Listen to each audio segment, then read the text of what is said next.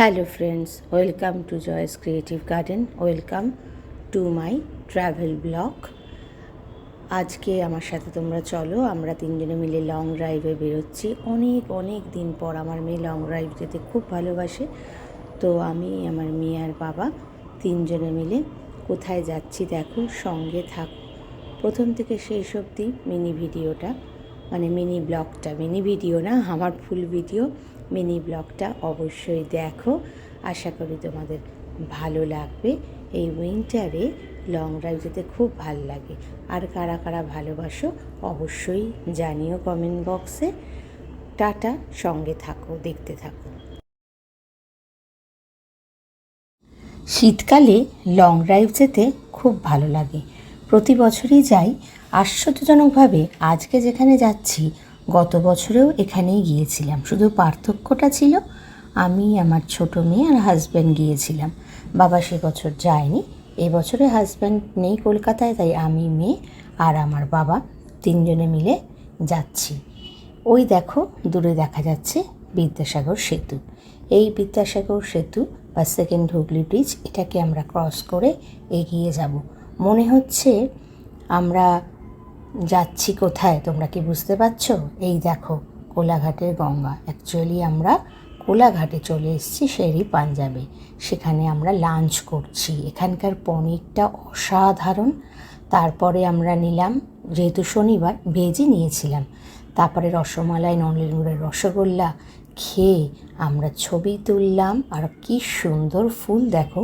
শের-ই পাঞ্জাব তোমরা ট্রাই করতে পারো। বিশাল বড় রেস্টুরেন্ট, এবং এদের সামনের দিকটা দেখে বোঝা যায় না, ভেতরের দিকে ওদের আর একটা আছে বার কাম রেস্টুরেন্ট। তো বার শুনেই মনে হতে পারে যারা ড্রিঙ্কস করো না, যেমন আমরা একদম পছন্দ করি না অ্যালকোহল, তাদের কি যাওয়া ঠিক না? আসলে তা না। সামনের দিকটা বেশি ভিড় হয়ে যায় বলে ভেতরে সুন্দর কার পার্কিংয়ের ব্যবস্থা আছে। সেখানে বসে তোমরা খাবার খেতে পারো। ড্রিঙ্কস খেতেই হবে এমন কোনো ব্যাপার না। সফট ড্রিঙ্কস তো নিতেই পারো, অনেক ধরনের মকটেল ওরা করে দিচ্ছে। তো তারপর দারুণ সুন্দর একটা স্মৃতি নিয়ে আমরা আবার বাড়ির উদ্দেশ্যে রওনা দিচ্ছি। এবং সূর্য মোটামুটি মধ্য গগনে, প্রায় 3:30 বাজে। তো তোমাদের সাথে শেয়ার করলাম। কোলাঘাটের গঙ্গায় খুব ভালো ইলিশ পাওয়া যায়, তোমরা জানো নিশ্চয়ই। তো আমরা অবশ্য দাঁড়াইনি, কেন অনেকটা পথ, আমাদের বাড়ি থেকে প্রায় 2.5-3 ঘন্টা মতো লাগলো। বাড়ি পৌঁছতে পৌঁছতে আমাদের 5টা, 5:30 বেজে যাবে। 2.5 ঘন্টার মধ্যে পৌঁছানো যায়। আসলে এখন এত কিছু ফ্লাইওভার হয়ে গেছে না, অনেক সহজেই পৌঁছানো যায়। আগে কিন্তু এই সুযোগটা ছিল না। এই রাস্তা দিয়েই তো অ্যাকচুয়ালি দীঘা যাওয়া যায়। তো আগে যতবার দীঘা গেছি, এই কোলাঘাটেই আমরা দাঁড়াতাম, তখন চা খেতাম। কিন্তু পরে পরে যখন হলদিয়া গেছি, বা এইখানে রূপনারায়ণ নদীর তীর, নানা রকম রিসর্ট, সোনার বাংলা রিসর্ট অনেকেই হয়তো এসেছো। তাছাড়াও এখানে আরও অনেক রিসর্ট আছে, তো আমরাও এসেছি, খুবই ভালো।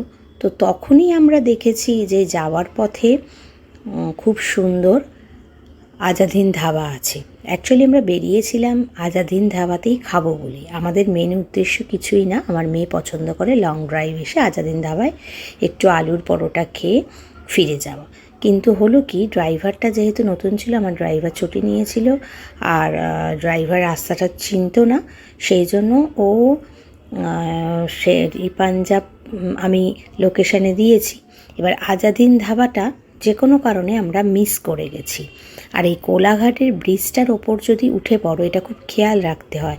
একটা কোলাঘাট ব্রিজ ওঠার আগে লেফট সাইডে একটা রাস্তা চলে গেছে, যেটা ওই সোনার বাংলা রিসর্টের দিকে।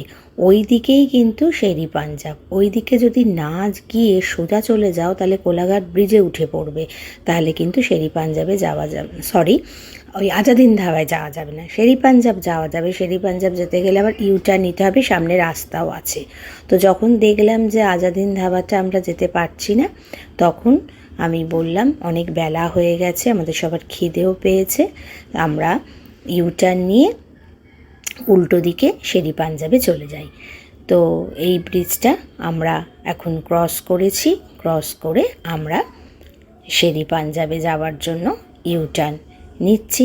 আমরা গিয়ে তোমাদের একটু আগেই দেখালাম যে কি কি খেলাম। আমরা ওখানে অর্ডার দিয়েছিলাম পনির পরোটা, একটা পনির মাঞ্চুরিয়ান টাইপ, ওটা বাবার জন্য ছিল। আমি আর মেয়ে নিয়েছিলাম পনির পরোটা, একটা লাচ্চা পরোটা শেয়ার করে, আর একটা পনির পাসিন্দা। তারপরে মিষ্টিও তো দেখালাম, আর চাটা ওদের দুধে অসম্ভব ভালো করে। খেয়ে সুন্দর দিনের স্মৃতি নিয়ে আমরা ফিরে এলাম। তোমাদের কেমন লাগলো ব্লগটা অবশ্যই জানিও, আর সঙ্গে থেকেও যারা সাবস্ক্রাইব করোনি তারাও প্লিজ সাবস্ক্রাইব করে নিও আমার চ্যানেলটা। তোমরাই আমার ইন্সপিরেশন। আমি খুব শীঘ্রই একটা সুন্দর পডকাস্ট নিয়ে তোমাদের সঙ্গে হাজির হব, তাই সাবস্ক্রাইব করে রেখো আর বেল আইকনটা ক্লিক করে রেখো, তাহলে তোমাদের কাছে নোটিফিকেশান যাবে আমার পরবর্তী ভিডিওর জন্য। আমি একটা খুব সুন্দর কলেজ পিকনিক শেয়ার করব, একটা পডকাস্ট। টাটা।